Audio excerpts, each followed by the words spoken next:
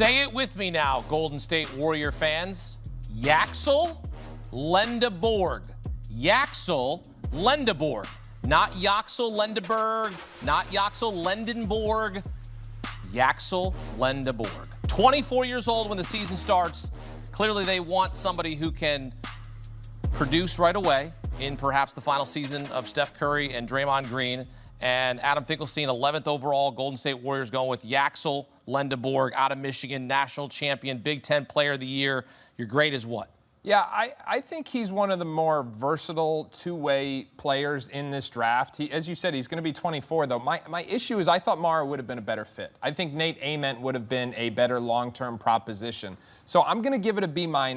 But what I go to is the fact that he can help them try and earn wins right now. The question is going to be 5 years from now when they look back on this, will they say, we wish we went with Nate Ament because Steph's retired at this point and Ament would have been the better long-term asset? I don't disagree with the idea of that, but I think what they're working with in Golden State right now is you have to be able to look Steph Curry in the eyes and tell him you're doing everything you can. Yeah. And you got to be able to look Draymond in the eyes and tell him you're doing everything you can.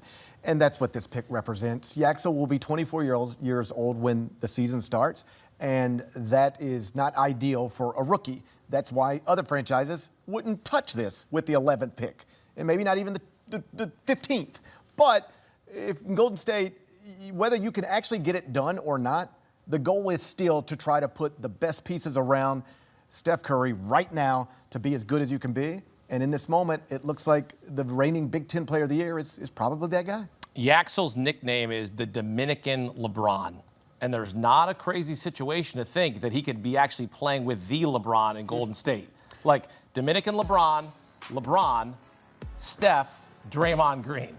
We'll see if nothing happens. That's going to be wild. Ronnie. I do love this pick. Yaxel Lendeborg enters Summer League, essentially, in my opinion, right now as one of the 3 or 4 best overall basketball players. He was top 3 basketball player in college hoops last season. He was the centerpiece for the national champions and one of the best national champion teams rosters we've seen in the past generation. Now, ironically enough, he got hurt in the Final Four and wasn't at his best self on the biggest stage. But I was told, going back weeks, that Golden State and actually the team after this, Oklahoma City, were looking into Yaxel significantly to the point where his camp was hopeful that he was going to be in one of those 2 spots. There had been some rumoring as though he might be slipping to 15 or 16, but they stuck to their guns. I thought this was a really wise move. Get someone who's experienced that can contribute right away. He's not going to be the difference between Golden State suddenly playing in Game 7 of the Western Conference Finals next season, I don't think. But I do love the pick. I just love when franchises say, you know what? Age be damned, we know what he can do, and we want him to help our franchise immediately. Last thing, I remember going to players there. Remember how awesome Michigan looked? I remember when I was talking with now interim head coach of the Michigan Wolverines, Mike Boynton. I said, tell me about Yaxel. The first sentence out of his mouth, I haven't forgot, he said, maybe the best human I've ever coached, which is a huge statement considering where he was as a high school misfit to his own description. Yeah, a lot of the credit goes to his mother who really pushed him, Avery. Here's a kid playing video games, doesn't have the work ethic that you'd hope you'd want your son to have, and he develops into a national champion and a Big Ten Player of the Year, and now the 11th overall pick headed to Golden State. He was and I love not his even path. JUCO, played for Andy Kennedy down at UAB, and obviously Dusty May at Michigan. This kid's got some scars. He's got some scars, but he's played through it. Nothing has come easy. I love his size. I know his age scared some people away, but this is a kid that you can plug in to the Golden State Warriors lineup, wherever you want to plug him in, and he'll be ready to play day one.